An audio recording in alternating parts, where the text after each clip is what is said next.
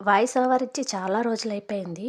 ఇప్పుడు అడిగామా, నీతో అడిగామా మేమేమన్నా నీ వాయిస్ ఓవర్ ఇయలేదని అంటారు కదా! అనుకుంటారు కదా!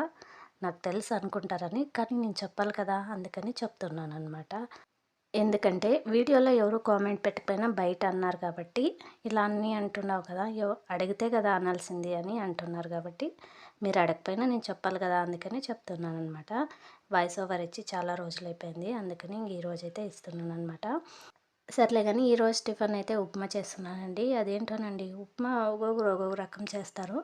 ఏమి ఏయకపోయినప్పుడు చాలా బాగా టేస్ట్ వస్తుందనమాట. అన్ని వెజిటేబుల్ అన్నీ ఏసినా కూడా అయితే ఉప్మా ఏమంత నచ్చదు. ఉప్మా అనే కాదండి మిగతా చారులు కూడా, కూరలు కూడా అంతేనండి. అన్నీ ఏసి చేస్తే ఆ రోజు ఏడుతో ఒక్క తప్పులు పడతారు. ఏమి ఏయకుండా ఉన్న దాంట్లోనే అన్నీ ఏసేస్తే ఆ రోజు బావుంది, టేస్ట్ బావుంది అంటారు. ఇదే మేలనుకుంటా ఏమి ఏయకుండా చేయడమే. చూసారు కదా! వీడియో నచ్చితే ప్లీజ్ సబ్స్క్రైబ్ చేయండి.